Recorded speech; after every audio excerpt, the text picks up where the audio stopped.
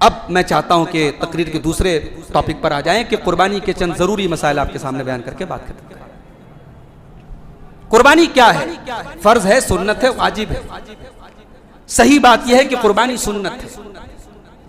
बाज लोग कहते हैं कुर्बानी वाजिब है, वो सही नहीं है। कुर्बानी वाजिब होती तो हजरत अबू बकर और हजरत उमर के बारे में सही सनद से ये बात साबित है कि उन्होंने 1 साल कुर्बानी नहीं की, ये बताने के लिए कि साहब ये वाजिब नहीं है, ये जरूरी नहीं है, कंपलसरी नहीं है। तो कुर्बानी सुन्नत है, मगर सुन्नत मुअक्कदा है। इब्न माजा की सही हदीस से अल्लाह के प्यारे नबी ने फरमाया कि जिसको ताकत हो, हसन दर्जे की रिवायत है, जिसको ताकत हो और वो कुर्बानी न करे, फला यक़रबन्ना मुसल्लाना, वो हमारी मुसल्ला में ना आए, हमारी ईदगाह में ना आए। तो कुर्बानी सुन्नत मुअक्कदा है। कुर्बानी का बदल सदका खैरात नहीं है। 10,000 के बकरे की आप कुर्बानी कर दें, आप 1 लाख रुपया किसी गरीब को दे दें, आपको कुर्बानी का सवाब नहीं मिल सकता। कुर्बानी का कोई अल्टरनेट नहीं, कुर्बानी की जगह कुर्बानी ही होगी।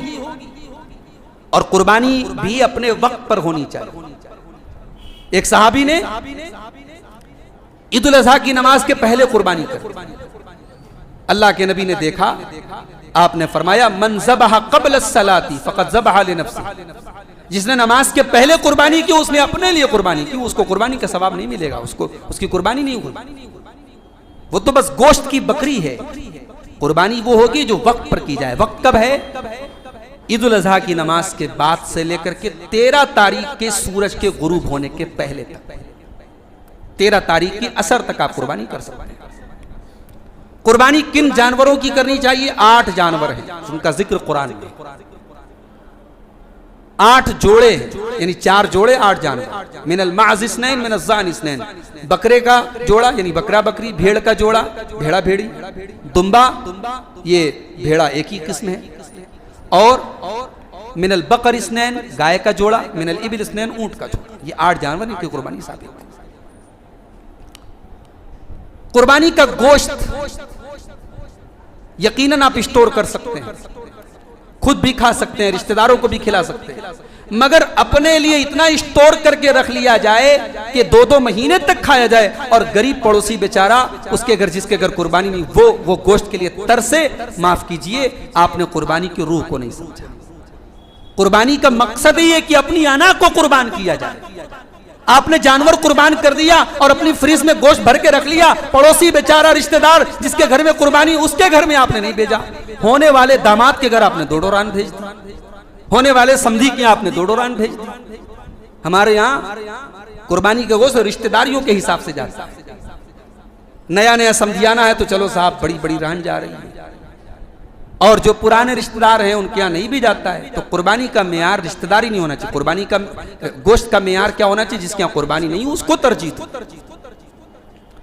अच्छा, अब एक सवाल ये भी है, अक्सर ये पूछा जाता है, कुर्बानी का गोश्त क्या गैर मुस्लिम को दे सकते हैं? दे सकते हैं आप। हाँ, अगर किसी गैर मुस्लिम के बारे में आपको ये पता है कि ये गैर मुस्लिम कुर्बानी का गोश्त हम देंगे, इसको बनाएगा, साथ में शराब भी पिएगा, ऐसे गैर मुस्लिम को आप मत दीजिए।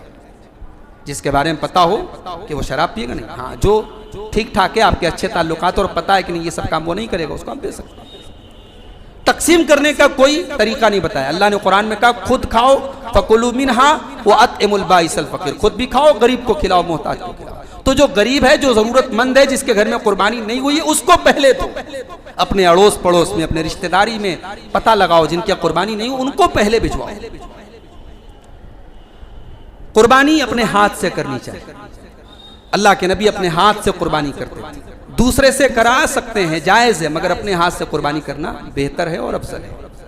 कुर्बानी दिन में करना चाहिए, कोई मसला हो तो रात में भी कर सकते हैं, रात में करने में कोई हरज, कोई कराहियत की बात नहीं है। कुर्बानी का मकसद क्या है? अल्लाह को राजी करना। इन्ना अतैना कल कौसर फसल्लि लिरब्बिका वनहर, ऐ नबी अपने रब के लिए नमाज पढ़िए, अपने रब के लिए कुर्बानी। तो कुर्बानी अल्लाह को राजी करने के लिए की जाती है। इसलिए कुर्बानी का जानवर लाने में बहुत दिखावा नहीं करना चाहिए। जानवर लेने गए, आपको जो पसंद आया लाइए, अल्लाह को राजी करने के लिए कुर्बानी कीजिए। कुर्बानी सिर्फ हमारे इस्लाम में नहीं है, कुर्बानी हर मजहब में, हर कौम में थी। लोगों ने तरीका बदल डाला, लोगों ने अपने अपने इबादत खानों में गैरुल्लाह के नाम की लोग कुर्बानी करने लगे, वरना कुर्बानी हर कौम में थी। वले कुल्ले उम्मतिन जालना मनसकल लियज़कुरु स्मल्लाहि अला मा रज़क़हुम मिन बहीमतिल अनआम, हर उम्मत में हमने कुर्बानी का हुक्म दिया है ताकि जो जानवर अल्लाह ने उनको दिए हैं उन जानवरों पर अल्लाह का नाम। कुर्बानी का गोश्त बनाने वाला जो कसाई है उसको उजरत में आप कुर्बानी का गोश्त नहीं देंगे, तोहफे में दे सकते हैं आप। उजरत में कि तूने मेरा बकरा बनाया है, चल तू 2 किलो गोश्त ले ले, उजरत में नहीं दे सकते। कुर्बानी की जो खाल है उस खाल से खुद फायदा नहीं उठा सकते, उसको बेच करके या उसको किसी मदरसे में, किसी यतीम खाने में, किसी गरीब को दे सकते हैं, लेकिन उसको बेच करके खुद फायदा नहीं उठा सकते। एक सवाल अक्सर पूछा जाता है, मैयत की तरफ से कुर्बानी कब?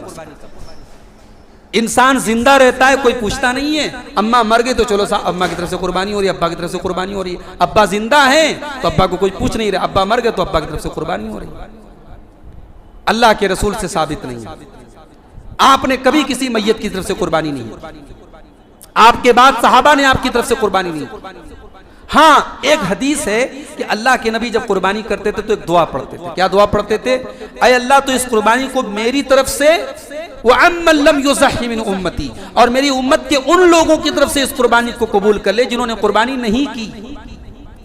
इस हदीस से उलमा ने इस्तिदलाल किया है कि अल्लाह के नबी ने यहाँ तमाम लोगों को शामिल किया।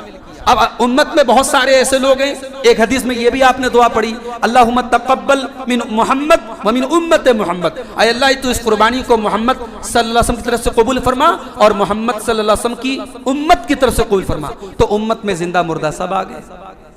इसलिए अल्लामा इब्न उसैमीन वगैरह का फतवा है कि अगर हमारा कोई मैयत रिश्तेदार है जो दुनिया से जा चुका है, अल्लाह को प्यारा हो चुका है, वालिद हैं, वालिदा हैं, कोई भी हैं, हम अपनी कुर्बानी के सवाब में उनको शामिल कर सकते हैं, मगर अलग से बकरा लाएं उनके नाम से और उनकी कुर्बानी करें, यह सही हदीस से साबित नहीं है। बाज लोग क्या करते हैं, अल्लाह के नबी की तरफ से कुर्बानी करते हैं, अल्लाह के नबी की तरफ से कुर्बानी करने का कोई सबूत नहीं। बाज लोग क्या करते हैं कि कुर्बानी ही में अकीका कर लेते हैं। आप पहली बात तो यह कि अकीका 7वें दिन करना चाहिए। अगर किसी मजबूरी की वजह से आप नहीं कर पाए तो कभी भी कर सकते हैं, बकरीद पर भी आप कर सकते हैं, मगर अकीका का जानवर अलग होना चाहिए, कुर्बानी का जानवर अलग होना चाहिए। कुर्बानी का जानवर वाज़े तौर पर ऐबदार नहीं होना चाहिए। कोई छोटा मोटा ऐब है, थोड़ी सी सींग टूट गई है, हल्का फुल्का उसके देखने में कुछ फर्क आ रहा है, वो सब ऐब चल सकता है, मगर जानबूझ करके ऐसा ऐबदार भी नहीं लेना चाहिए। मगर वाज़े जो ऐब हो कि कानापन वाज़े है, लंगड़ापन वाज़े है, ऐसा जानवर, या बिल्कुल मरियल है, ऐसा जानवर नहीं लेना चाहिए। कुर्बानी के जानवर की उम्र क्या होनी चाहिए? अल्लाह के नबी ने उम्र का मसला हल कर दिया निशान बताकर। आपने फरमाया ला तज़बहू इल्ला मुसिन्नतन, कुर्बानी का जानवर दता होना चाहिए। कल एक साहब का फोन आया मेरे पास कि बड़े भरोसेमंद आदमी ने कहा है कि जानवर 1 साल का हो चुका है लेकिन दता नहीं है, तो कुर्बानी हो जाएगी कि नहीं? मैंने कहा साहब ये भरोसे का मसला ही नहीं है, अल्लाह के नबी ने निशानी बताई है। मुसिन्ना, मुसिन्ना मतलब जिसने दूध के दांत तोड़ दिए और 2 दांत निकल गए हों। अब वो 1 साल में निकल गए हों, 1 साल के पहले ही निकल गए हों, तो दता होना चाहिए। हाँ, भेड़ का बच्चा अगर 1 साल का है, भेड़ा का बच्चा, तो उसकी कुर्बानी हो जाएगी। अगर वो उदंत है तब भी, दता नहीं है तब भी हो जाएगी, उसमें उसकी गुंजाइश अल्लाह के नबी ने दी है। मगर बाकी जानवरों में दता होना जरूरी है। इसी तरीके से कुर्बानी की दुआ क्या है? लोग बड़ा परेशान रहते हैं कुर्बानी की दुआ के लिए। आप सिर्फ बिस्मिल्लाह अल्लाहु अकबर पढ़ के कुर्बानी करने हो जाएगी। कुछ नहीं आता आपको, बिस्मिल्लाह अल्लाहु अकबर पढ़ के करने हो जाएगा। अगर आप थोड़े बहुत पढ़े लिखे हैं तो अल्लाहुम्मा तक़ब्बल मिन्नी व मिन अहले बैती ना तो याद कर सकते हैं, अल्लाहुम्मा तक़ब्बल मिन्नी व मिन अहले बैती, ऐ अल्लाह इस कुर्बानी को मेरी तरफ से और मेरे घर वालों की तरफ से कबूल फरमा। बस इतना पढ़िए और बिस्मिल्लाह अल्लाहु अकबर पढ़ के कुर्बानी कर दीजिए।